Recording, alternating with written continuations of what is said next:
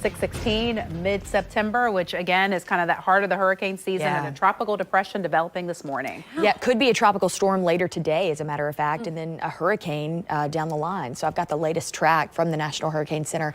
Let's get you right outside. It's a big talker. So right now, you know, it does look to avoid the Leeward Islands, Puerto Rico. It looks to run east of those and then make the turn northward. We're going to keep an eye on where this could potentially go, as this track can always shift with each advisory. That's what you want to remember. But right now, you know, we're certainly watching this to become a Cat 1 hurricane potentially Sunday into Monday. So you're looking at winds at about 35 miles an hour. That's what's classifying it as a tropical depression. And yes, again, later it could become a tropical storm, and that would be Gabrielle. Take a look at some of these tropical models with me, and you'll see that a lot of these models are in agreement for a period, but they're a little scattered as they make that turn. So we'll have to wait and see what happens here. But many of them do shoot up toward Bermuda. It's too early to tell. We'll keep eyes on it and keep you updated, okay? Morningstar Marinas, the American flag's still not back up.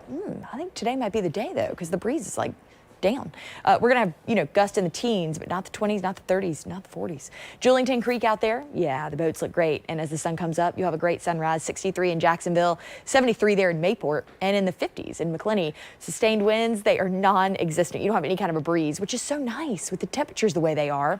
You'll be in the 80s quickly by about 11 a.m., partly cloudy, almost 90 by 3 o'clock as the kids come home. And you'll notice this is Tropical Depression 7, but right here, this is another area that's coming off the coast of Africa. We're going to watch and wait to see what happens, but you could read more about this on news4jax.com. And as we go on into future track, I want to show you a lot of this rain is going to be in Central and South Florida. We've got about a 5 to 10% chance of a pop-up shower, if that. But everybody in Central and South Florida is going to get a little bit more rain that's a little more substantial. That coastal flood advisory, it's been in effect for a long time. It's still in effect now. It's affected by the tides, by the way, the high tides.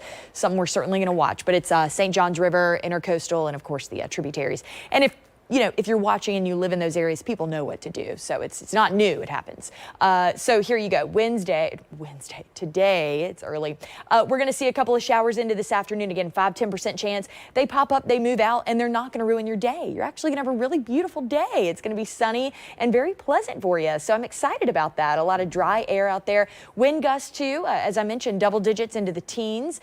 So yeah, they've certainly come down from where we've been, and I don't think anybody's mad about that. If you go to the beach today, a moderate rip current risk out there for you, and you'll be in the low 80s outside and in the water. Your playground forecast with a high of 88, you'll get to 78 by 10 a.m., 10 degrees to go as you get into the afternoon, mid-80s on the coast and 90s in parts of Georgia. These are my predictions, 80s, and more 80s with low rain chances really till we get to Friday. Saturday and Sunday, rain picks up a little bit. These chances are not huge by any stretch. No washout expected, but you got to think if you're going to a sporting event, something like that where it's going to be busy and you see some lightning, I'd rather tell you now just to prepare.